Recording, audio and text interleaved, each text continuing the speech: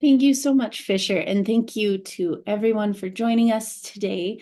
As Fisher said, my name is Grace. I have the immense privilege of serving as your host as we walk through this series on ecology, love of home, and environmental stewardship. Sir Roger Scruton suggested in his book Green Philosophy that rootedness and a love of home, what he calls oikophilia, must be at the center of our approach to the challenges that we face today as we look at issues involving climate change, rampant waste, soil degradation, water pollution, and others. Our affections ought to guide and inform our efforts at restoration and at care. So over the past several months, we've talked to Mary Berry of the Berry Center, to author and farmer James Rebanks, and to theology professor Norman Wiersbe about their efforts to steward their places and to animate our imaginations and our efforts at placekeeping through a love of place and a love of home. So I am so excited to host Gabe Brown today. Mr. Brown is the owner of Brown's Ranch in North Dakota, where he and his family have transformed their family farm into a vibrant and healthy farming operation through methods such as holistic grazing, no-till planting, cover cropping, and countless others that I hope we will explore today. He is also the author of Dirt to Soil, One Family's Journey into Regenerative Agriculture, and he's written about and shared his vision for regenerative agriculture in publications such as the New York Times, Wall Street Journal, and in books such as One Size Fits None, which was written by Stephanie Anderson some years ago. So we're going to talk for approximately 30 to 35 minutes, I believe. We'll have then about 15 minutes for Q&A.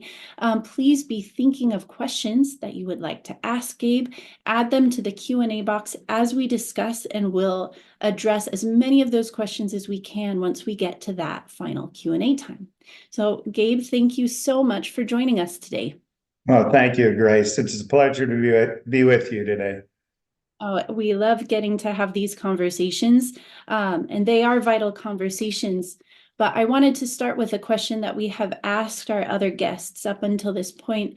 How would you describe your environmental ethic? What values or principles support your own vision of what it means to care for your land and for your place? And I would answer that question by saying my values have always been rooted in faith, to care for God's creation.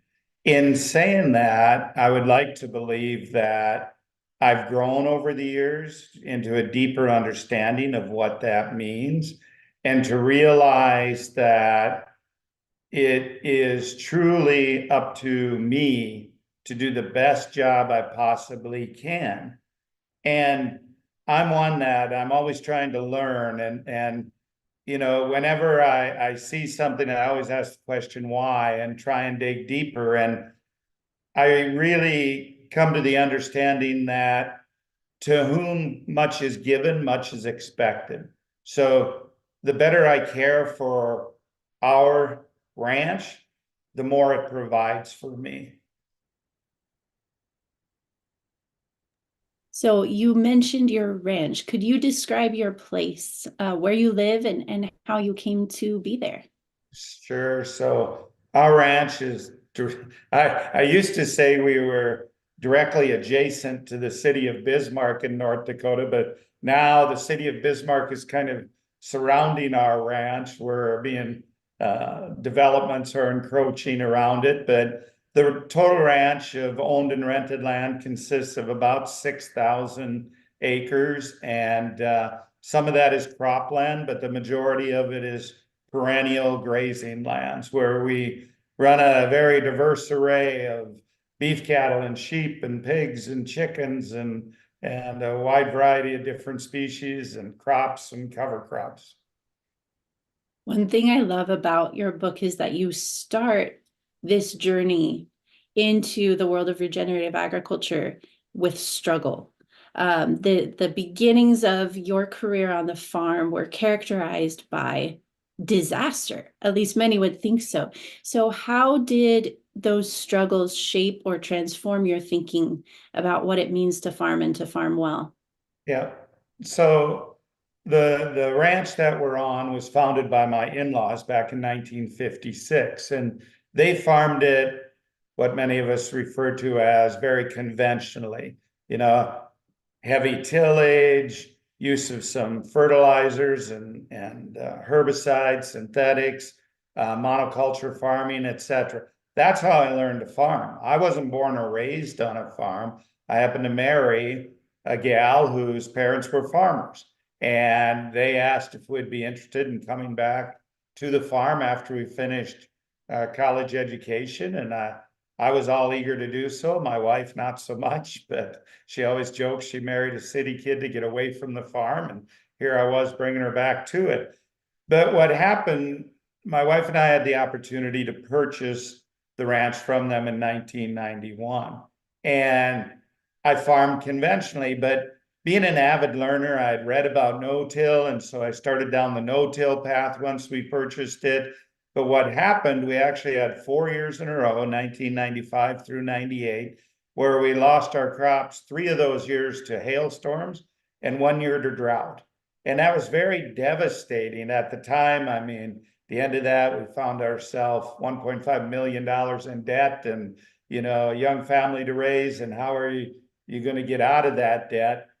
But it was then that I really realized that God was trying to show me something through those 4 years of natural disasters.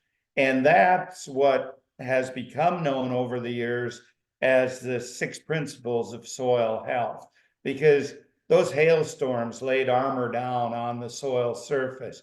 I started to diversify my crop rotation. I started to graze animals on the cropland because I was simply trying to feed them. Well, since then, and not due just to myself, but many, many others, we've developed these 6 principles of soil health. So it actually took hardship in order to teach me those things. And I tell people those 4 years were very difficult, and I wouldn't wish that on anybody. In saying that, it was absolutely the best thing that could have happened to my wife and I, because it sent us down this journey of regenerative agriculture. Those principles of soil health are so key to your book, and hopefully I have them right here. There's limited disturbance of the soil itself, and then armor. The soil itself needs an armor to protect it from the elements, to make sure the soil temperature is correct. There should be a lot of diversity in the soil. That's number 3. There should be living roots in the soil, perennial systems. And 5, animals should be integrated into the farm operation in order for it to be healthy. Am I missing any there, or is that about? Well, no, you're not missing. You got that correct. Thank you. We just added a 6th one since my book is outdated. And yes, we are working on another book. But the 6th principle is that of context. You have to operate within your context. I tell people there's a reason bananas don't grow in North Dakota, right? It doesn't fit our context. There's a reason, and I use my own ranch as an example. For years, I calved in February and March in North Dakota. Well, that was out of context. You don't see deer having their fawns in a snowbank in the middle of winter. Yet why was I trying to do it with the beef cattle? Okay, now we calve in May and June in synchrony with nature. No issues. So you have to farm and ranch within your context. So often agriculture today has become mankind trying to impose his or her will on nature. That doesn't work. We need to work with nature instead of against her. That is fascinating. One thing I think we've talked about a little bit in this space is the importance of particularity, of having an understanding of where you are and what makes that place unique. Something I think I've observed in Idaho and kind of in the West is that we oftentimes, the way we treat water does not respect the fact that we're living in high desert. We don't use water in a way that kind of accounts for that, in that sense that this is a resource that could be misused. Where do you see people disrespecting that idea of particularity in agriculture today? I like that word, particularity. Yes. My short answer to that would be everywhere. everywhere where there's agriculture. I'll give you an example. I was in the Chihuahuan Desert of Mexico, and I was on a apple farm, 70,000 acres of irrigated apples. And they're drawing down that aquifer tremendously. And they realized that there was probably only 10 years of water remaining. And we can go all over and talk about water issues. We can also go all over, and I'll give you another example. I was in Edmonton, Manning, Alberta, which is 6 hours north of Edmonton, and they were trying to grow soybeans. Soybeans is a warm season crop. Now, Manning, Alberta is not a warm season climate. Just because we can doesn't mean we should. That's not how our healthy, rich soils evolved and were developed. We need to get back to being in synchrony with nature. So the 5 principles of soil health are building a specific vision of what soil ought to be, which takes me back to your title, because it's a very helpful contrast that you're drawing here. So we have dirt to soil. You have this quote in your book in which you say, geology is sand, silt, and clay. Dirt, in other words. The fusion of life transforms dirt into soil. Dirt becomes soil not simply because there is enough organic matter in the soil, but because there's life in the soil. And not just any life, but the full spectrum of soil biology. So dirt versus soil. Why do we think about the living matter that exists on the ground in front of us as dirt? And why do we need to transform that vision to one in which we're caring for and tending the soil that exists? Yeah, great question. And I would answer that by asking, be a rhetorical question, what separates the other planets from Earth?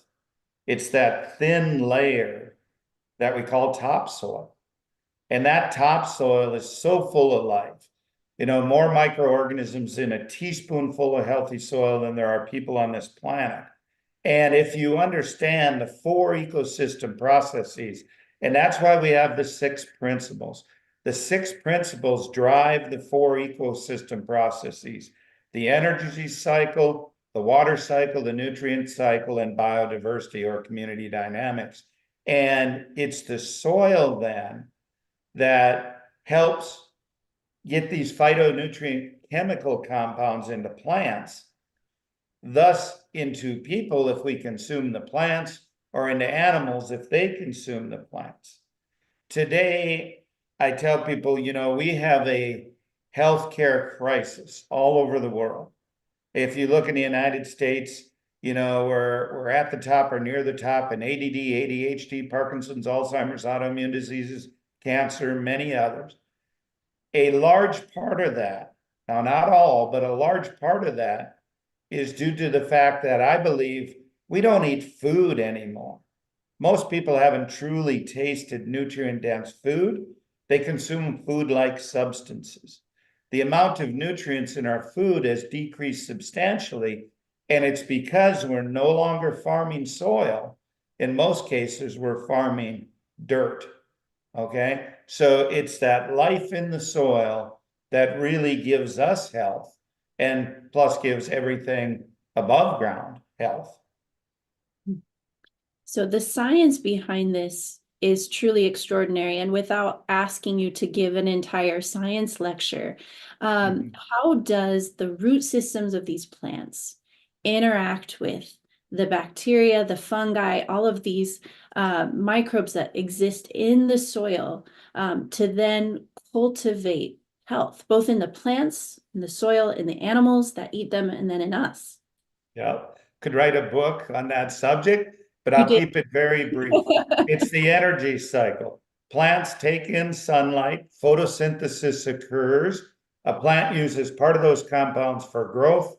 The rest of those compounds, a plant will move down into the roots and exude part of them out into the soil. And they do that because it's an exchange.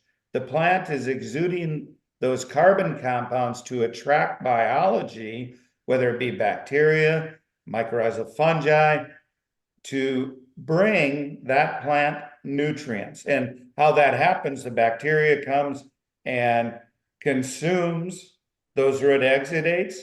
In turn, protozoa and nematodes consume the bacteria. While running their life cycle, they excrete excess nutrients. That's the nutrients for the plants. And so we see this symbiotic relationship. We see this exchange. Why are our soils becoming dirt?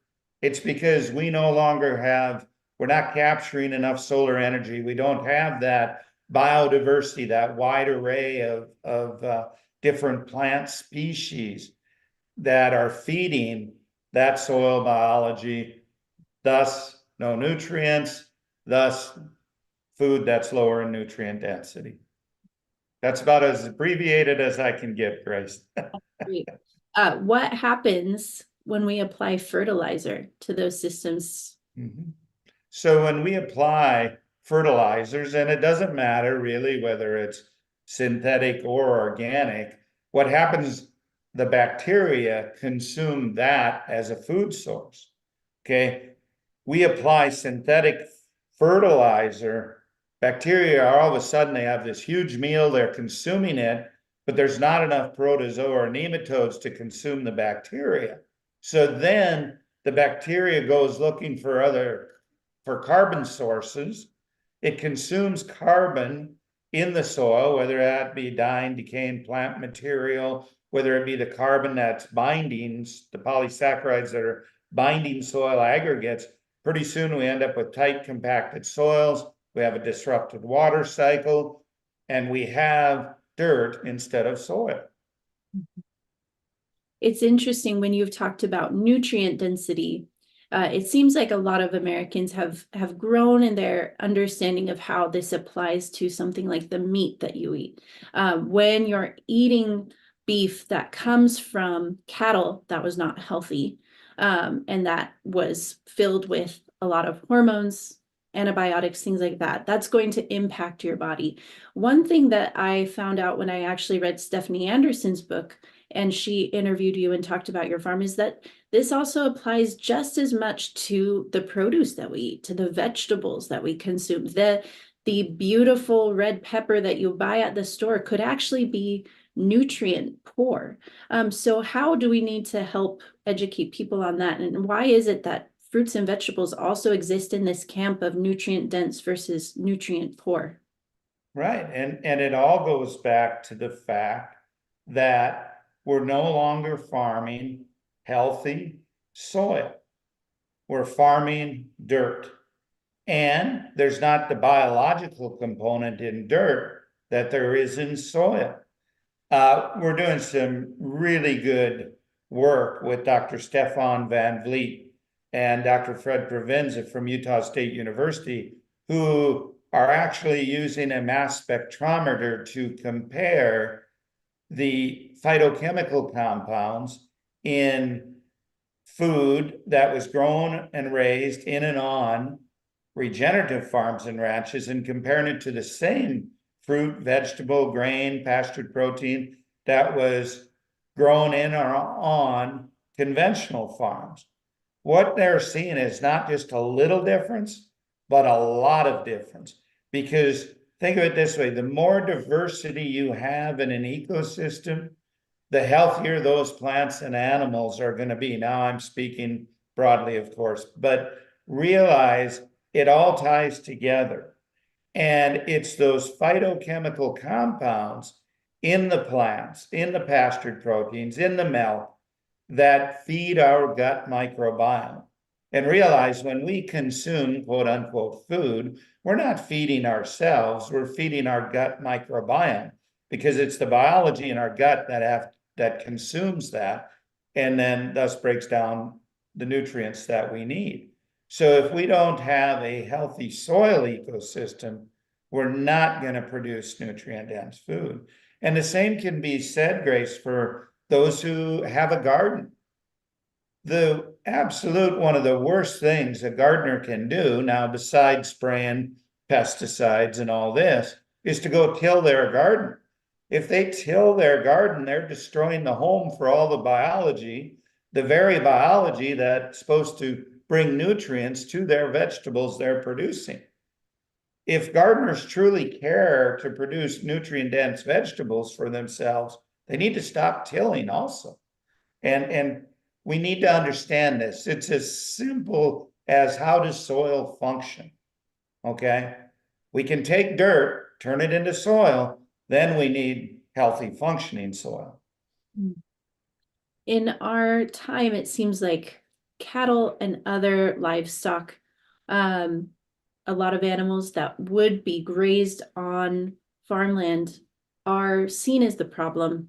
And there's a lot of different reasons for this, but from your perspective and the way you've written and talked about this in the past, why do livestock have to be a part of the answer and not seen as a problem? And I like to answer that question by asking people, okay, if grazing animals were a problem, it's estimated that there were more grazing animals on the North American continent pre-European settlement than there are now. Yeah. Okay, why wasn't methane and all these other problems that livestock are so-called, given the saying that they cause, why wasn't it a problem back then? Well, see, what most people don't understand, it's not the cow, it's the how. Okay, when animals are out grazing, yes, they excrete methane, but nobody talks about the methanotrophs and all the other microorganisms that feed on that methane. Methanotrophs live in our pastures and on our grazing lands. When an animal is down, its head's down and grazing and it belches, those microorganisms consume that methane. Besides, methane has a very short half-life. It's really not the issue people think it is. Now, in saying that, why grazing animals are so important, look at the southwestern United States. Look at northern Mexico. It's all a desert, okay? Go around the world. Look at where the deserts are. What caused those deserts? And people say, well, it was grazing animals. No, it was mankind's lack of stewardship of those grazing animals. I can take you onto my own ranch and thousands of others all over the world that show that properly grazed animals, when an animal bites a plant, that plant then starts shedding off more root exudates into the soil to attract biology to bring it nutrients to regrow. Grazing animals created healthy, very diverse perennial ecosystems that are actually a carbon sink and that can help us mitigate climate change. We need grazing animals. The worst thing we could do for climate change is to remove animals from the landscape. Now, should animals be removed from CAFOs? Yes. We don't need those animals in confinement. We need them out on the landscape where they can be used as a tool while producing nutrient-dense proteins. It's interesting. There was an article published, I think in the Atlantic a few years back, about the impact that bison had on the Midwestern plains, an area in which we know now the grasses were higher than a horse. At one point, they were so rich and deep, and what they could see is that the way in which the bison moved from place to place, and ate well, and then moved on and let the land rest, encouraged carbon sequestration and these incredibly deep root systems that were vital to the health of the soil and the entire ecosystem. And you talk about this as well in your book. I found it interesting, the language of Dr. Nichols, who you quote. He says that when animals graze, it actually does create stress on the plant itself. But he says this level of stress is good for a plant which otherwise tends to be lazy and not work as hard as it could for nutrients. The scientific term is the conservation of resources, which means no organism will produce anything more than what it needs. Plants seek balance and dynamic equilibrium, and they need stress, but not too much, to reach peak performance. So you have been working on these holistic grazing methods on your farm now for quite some time. How have you seen plants grow and reach peak performance through this balance of both the no-till and the diversity of plants, but then also the management of the livestock themselves? Mhm. And I think I can best answer it this way. You know, when we took over our ranch, purchased it from my wife's parents, uh, we could run about 65 cow-calf pairs and 20 yearlings. Okay. Today we're running over 800 beef cattle. Plus we got hundreds of sheep, plus pigs, plus thousands of chickens. We're literally 10 times more productive than we were when we purchased that ranch in 1991. We're producing a lot more food on the same amount of acres. Okay. So we're much, much more productive. Biodiversity has increased tremendously. We've documented over 140 different plant species on our ranch, but also the wildlife. Easily 30 to 50 times as much wildlife now compared to when we purchased the ranch. I mean, think of that.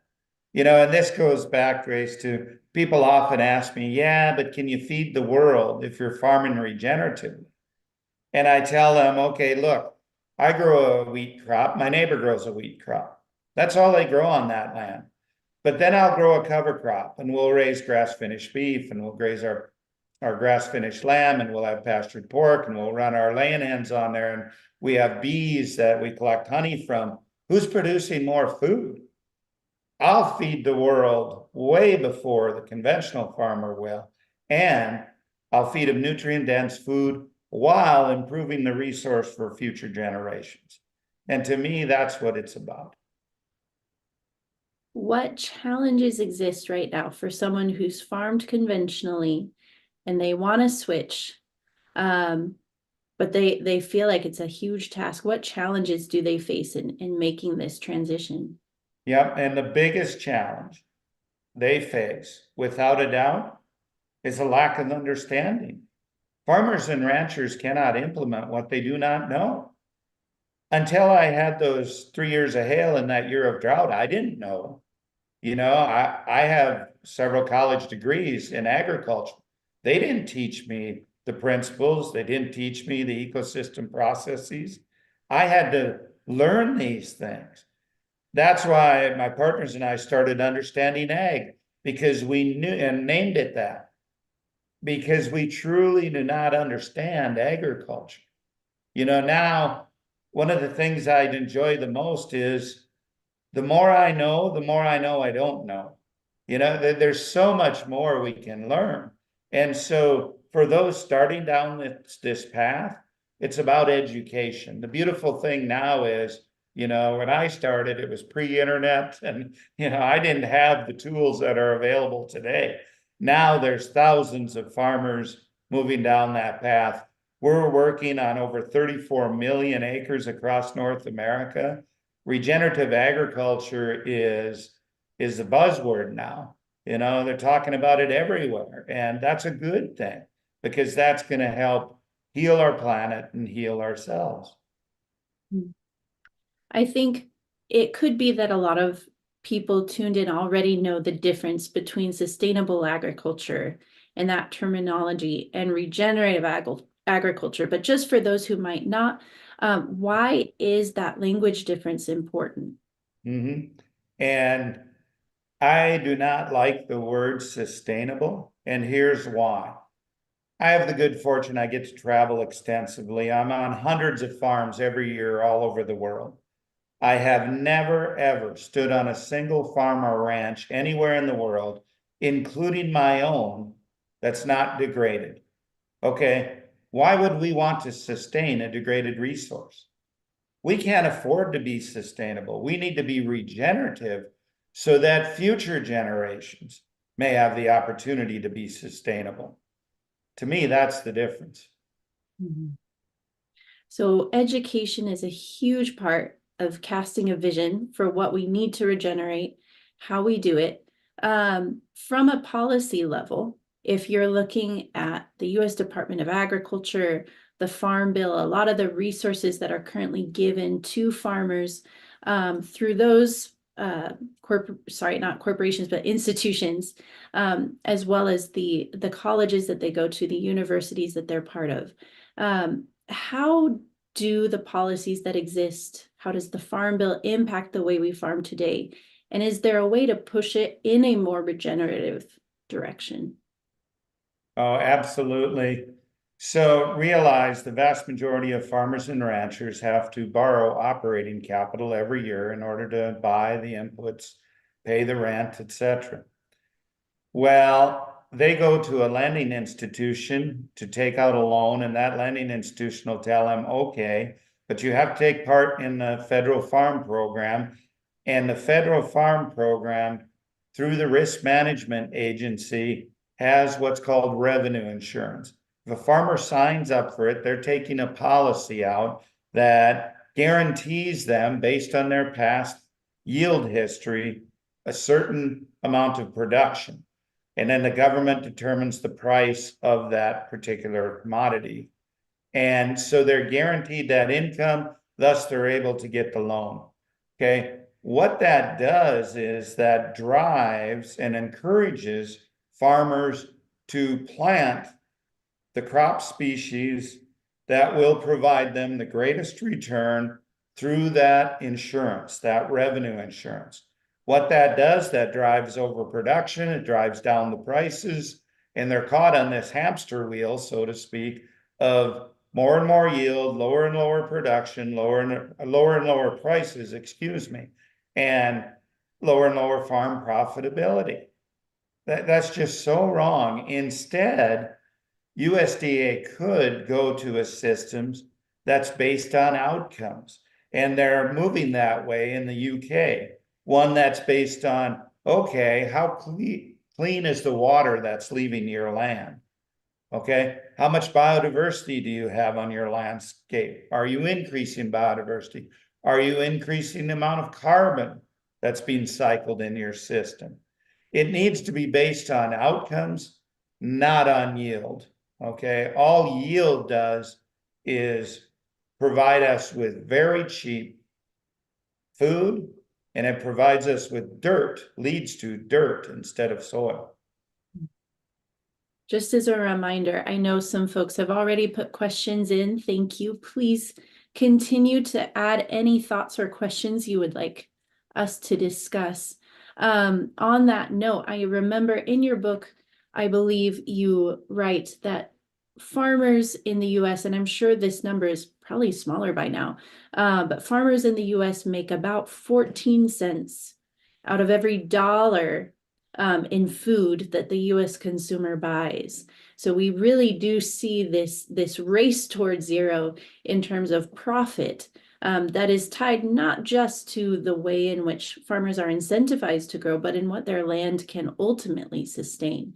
And so it seems as if there's also just a huge component here in the financial side of things, that we would want to encourage farmers to do something that helps them farm well, and that helps them be successful farmers. They're not having to work a second job.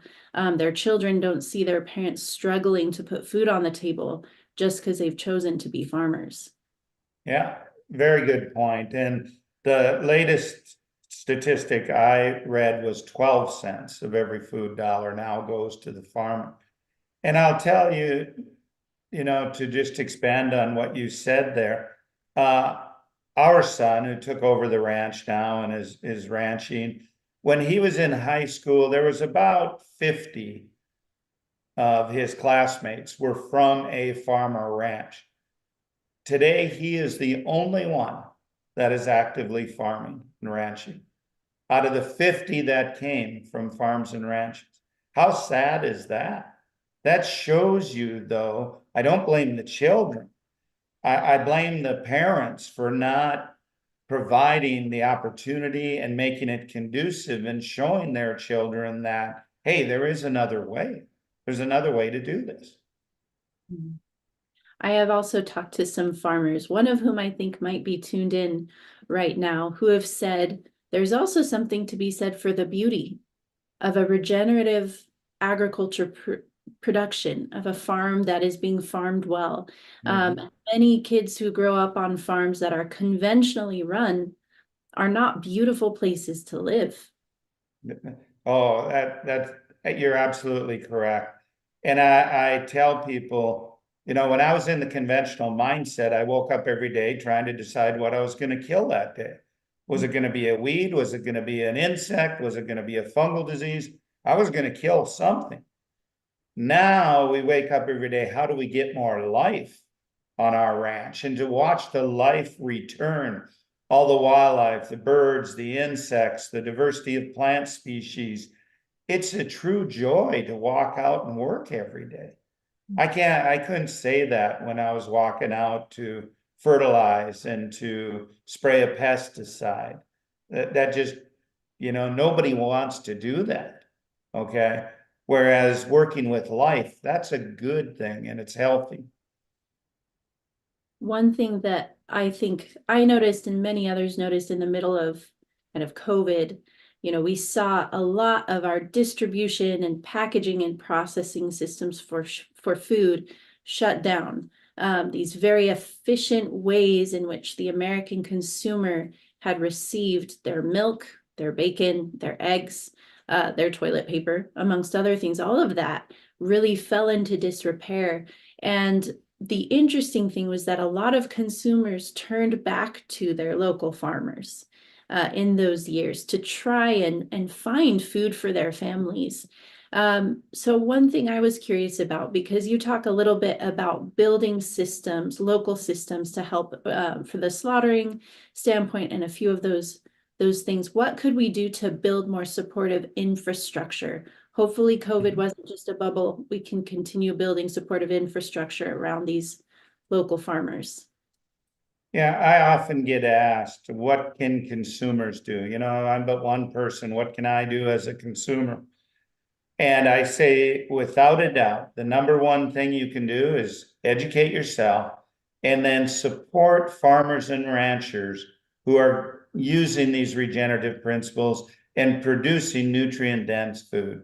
You can support them with your buying dollar.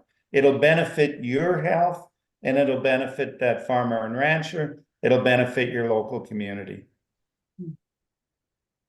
One question I have to ask, because you mentioned suburbanization and kind of the encroachment of the city on the farm. Now, this is a problem nationwide. And actually, so Brooks Lamb is a writer who I've talked to in the past, who just wrote a book that really spends, I think, a whole chapter on this question of how are we building in a way that's encroaching on farmers, on agricultural production? What does it mean to build cities that support farmers and agriculture? So I just wanted to see, do you have thoughts on this, on how we could be building in a way that doesn't necessarily drive farmers out of these key areas where they're providing food? Well, and as I mentioned earlier in this podcast, our ranch is being severely affected by encroachment. Any land that around us that comes up for sale is quickly purchased for 4 times its worth agricultural wise, because it's going for development and it's very productive land. Okay. What needs to be done is, okay, why do we take the most productive land and put decide to build a housing development on that?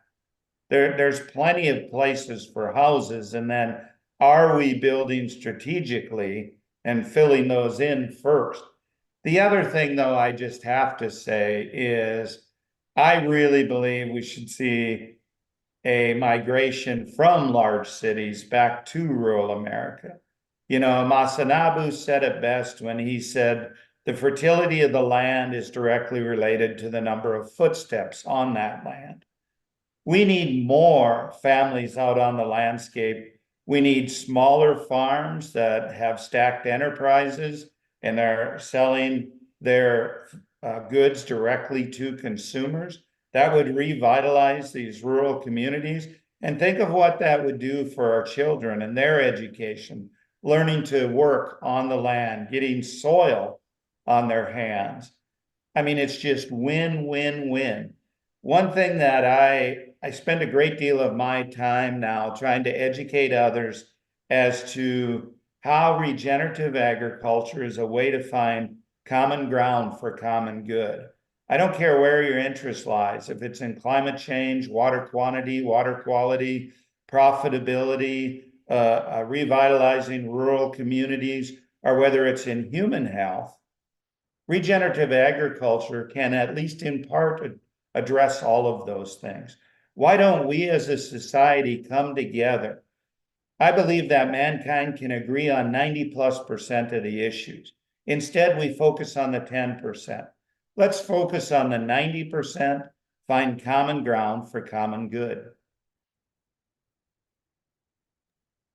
I love it. Amen. So we have a few questions here that I'll go ahead and ask you. First one, have your revenue markets evolved with your evolution into regenerative farming? Yes, so, and I will give my son Paul credit for that. He really wanted to delve into the direct marketing, and he spent a great deal of time and effort, him and his wife Jazz, on marketing our products directly. Now, nearly everything grown and raised on Brown's Ranch is marketed to consumers or value added. Awesome. Another question, are you seeing any carbon farming or carbon sequestration programs that are geared towards regenerative agriculture? Well, naturally, all regenerative agriculture, if it's truly regenerative, is going to cycle more carbon. On our ranch, for instance, we've documented we're now well over 100 tons per acre of carbon that we've cycled. Now, I haven't sold any of that. I don't want to sell my carbon.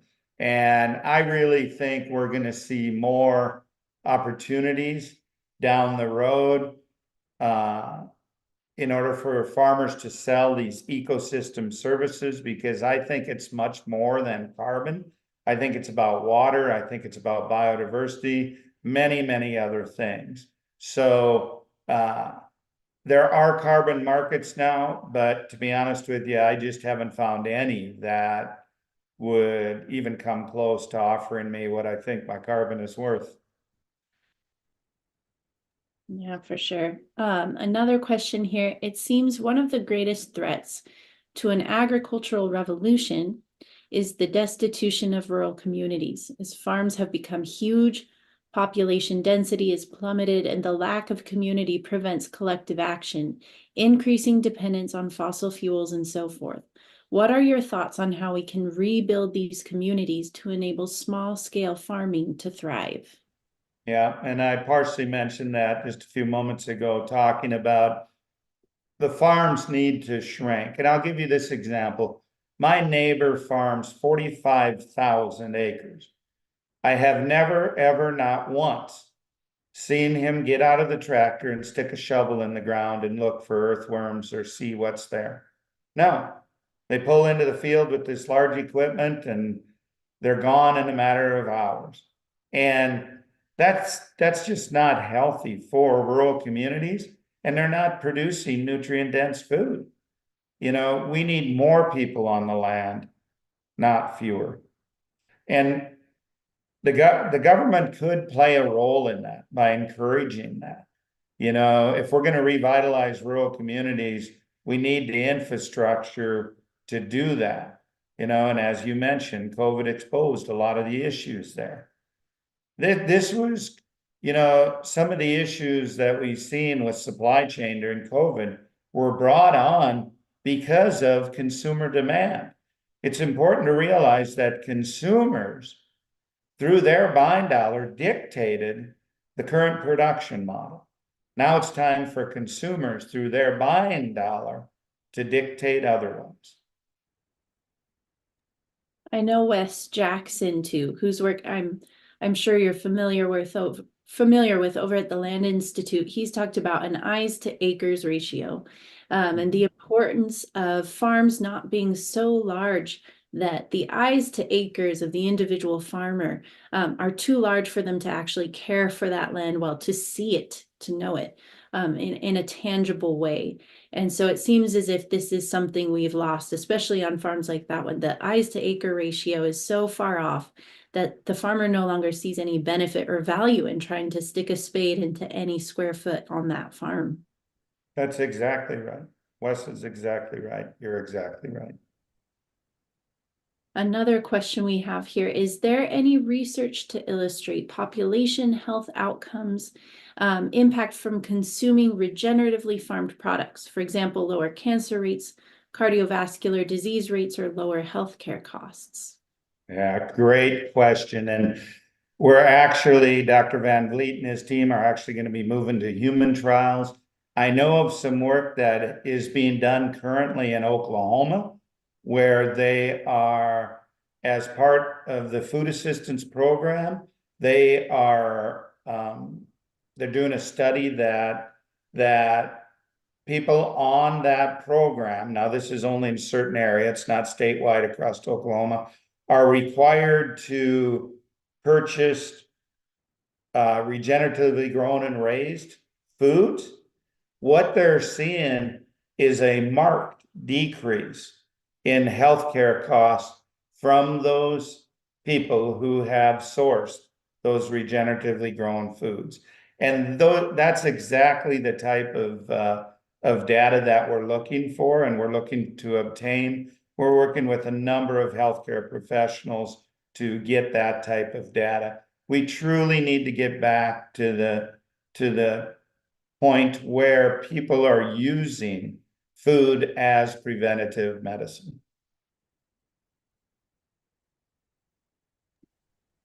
When starting a regenerative farming operation, what are the 3 or so critical areas to focus on in the first 3 years? How many products should a new farm realistically pursue in the first few years of operations? Great question. So what I tell people is that depends a little bit on size and scale, but you need to focus on the 6 principles to drive the 4 processes. But then as far as number of enterprises, you always become proficient at 1 before you move on to 2, before you move on to 3. You know, if you look back at the history of our ranch, we started with beef cattle, and then we added chickens, then it was sheep, and then it was pigs, and then it was bees or honey. You know, it was never all in 1 year. It was over many years. What product, kind of a related question, what product was the most fun to develop and to bring to market? Well, and I'm kind of speaking for my son here, but like he has really developed products that make use, should I say, of parts of the animal that many wouldn't consume. So for instance, he has a health bar that's called a bomb bar, and what that stands for is beef organ meat blend. It's actually liver, heart, and kidney, and it is excellent tasting. You wouldn't really notice that it's liver, and everything's 100% no preservatives, no food colorings, anything. It's things like that. How do you get the healthiest part of the animal or the grain, vegetable, etc., into the mouths of consumers? It's interesting to think about that from an education perspective as well, because I'll bet you my grandmother and my great grandmother knew how to work with and to use every part of the animal. But we really lost a lot of that knowledge. Would you say maybe around kind of the 50s to the 70s, as we moved into a lot of packaged and canned goods, that heritage and that tradition of knowing how to use things in a holistic way died out for a lot of folks. Yeah, and you're exactly right, Grace. during the wave of processed, ultra-processed foods, starting with the TV dinners way back, it became convenience instead of what's best for my health. Like one of the things I enjoy doing most is making bone broth, and how you use the patella and the tendons to make this bone broth that's high in collagen, extremely healthy and good for you, not at all difficult to do. Yet we've lost that. We've lost the ability to do that. Question here. Do you have recommendations for soil qualification techniques if you were surveying a farm for acquisition, which would be the foundation for a regenerative farm? Yes, and we do this all the time. And so the first thing you use is a shovel and your eyes and observation. How well aggregated is the soil? How far can you stick that spade into the soil? We do water infiltration tests. We do a suite of soil tests, which are biological in nature. The Haney test, the phospholipid fatty acid test. We do a total nutrient digestion test to show and find out exactly the amount of both inorganic and organic nutrients in that soil. We do a wet aggregate stability test. How stable are those aggregates? Because remember, biology lives in and on thin films of water between the pore spaces of those aggregates. You have to have stable aggregates in order to have biology. And so those are the type of things we look at. Also, of course, you're going to assess water. Water is just critical to any operation. So there's a whole suite of tests we look at and observations. So there is a commenter who notes that they were trying to bring a no-dig approach to their allotment, and that at first it wasn't working, and they had to actually dig around, and they found previous allotmenteers had actually laid plastic under the garden beds, probably to keep down weeds. So they add, I don't dispute the wisdom of no-dig, but gardeners need to know what they're growing on in a way that can be slightly different from farmers. So how would you recommend backyard or allotment gardeners, how should they approach the no-till methodology, and how might it be different than how a farmer is about that? And I'm smiling, Grace, because just prior to going on this podcast, I'm writing an article for a gardening publication. Okay. And when people come visit our ranch, oftentimes the first place I take them is to the garden, because everything that I'm going to show out in the larger landscape, I can show in the garden. So what we do on our garden, we're no-till. We haven't tilled the garden in over 30 years, okay? But then what's important is you have to apply the principles. So armor on the soil. What I do in the fall of the year, I put alfalfa hay over the entire garden. That's the armor. Spring of the year, it feeds biology. Being alfalfa hay, it cycles nitrogen quickly. Biology can break it down. We then just part that alfalfa and seed our vegetables into it. We also have diversity. Each row is a monoculture, but the row next to it is something else. So you have this diversity. We're always planting flowers, pollinator attractants, and very importantly, we provide home and habitat for the predator insects. And then here's where a lot of gardeners get it wrong. You have to plant grasses in the garden.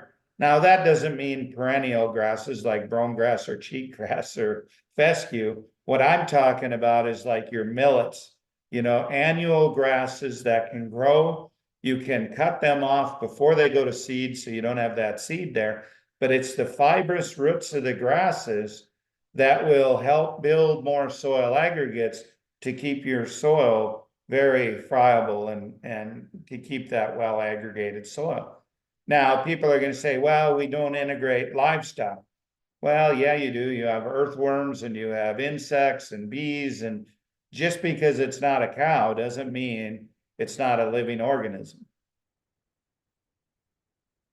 My kids have enjoyed watching A Bug's Life that came out recently through National Geographic and Disney Plus, and it's a show in which they profile different insects living in different parts of the world. But their consideration of their episode on a backyard in Texas was very interesting because of the way in which they involved and gave you this vision for the life of the ladybug and the praying mantis. And for my children to see that really up close vision of what these insects do and how vital they are to the life of the plants that they live on and around was really fascinating. So I don't necessarily always recommend episodes of shows, but if you're interested in an up close look at the life of a ladybug, that was a fascinating one for sure. Right. I'll never forget 2011. I heard Dr. Jonathan Lundgren speak at a conference, and he made this statement. He said, for every insect species that's a pest, there are 1,700 species that are either beneficial or indifferent, meaning they won't harm you or hurt you. So in agriculture, we spend all our time killing that pest. Meanwhile, we're killing the 1,700 beneficial species that'd kill that pest. Makes no sense. I haven't used an insecticide on our ranch in 30 years. No reason to. It's a balance, as long as you provide the home and habitat. Do we have pest insects? Yes, but they never reach an economically damaging threshold because of all of the predator insects we have. Mhm. So one question I have as we're wrapping up, what writers and thinkers really helped you as you got started in making this shift? Who would you recommend that folks go out and buy if we're thinking about books that really cast this vision? Sure, hands down, Wendell Berry really had an influence on me, and I did listen to the podcast that you did with Mary Berry, and I've met her, I've met Wendell, I've been at his place. It's absolutely fantastic, one of the best thinkers I've ever come across, and he had a substantial influence. There's many others that have. Very early on, Thomas Jefferson actually had tremendous influence in his diaries on what he was using on Monticello. I read extensively about indigenous people. Indian Bird Woman's Garden was a great book about the gardens here along the Missouri River on the northern plains. A lot of those books, Lewis and Clark, in their journals, talk about the diversity of plant species that they found as they traveled up the Missouri River. Tremendous amount of knowledge can be gleaned from those old journals. That's fascinating. I'll have to look at those. So are those the books you're reading right now, or are there any others that are sitting on your desk that you would recommend? Well, here's one. It's called Farmers of Light by Jim Rostow, and it's a South Dakota native who wrote a book on how we as Christians interact with our stewardship. And then my buddy Will Harris has one, A Bold Return to Giving a Damn by Will Harris. A third one that I'm listening to on Audible that I really like is Toxic Charity by Richard Upton. And it really tells the story how we should not be giving without making sure there's some self-worth in the individual or the organization that we're giving to. Because if we continue to just give and give, it becomes an entitlement. And then you're actually going to have the reverse effect and do more damage. And I'm finding that book very fascinating and very interesting in today's society. Toxic Charity, that one's called. Thank you. Yeah, very interesting. I'm writing down titles so I can look these up. Well, thank you so much, Gabe, for your time, for all your insights. It's really been a pleasure, and your book has been Just such a wonderful resource. So thank you. Well, thank you. It was a joy to be with you today, Grace.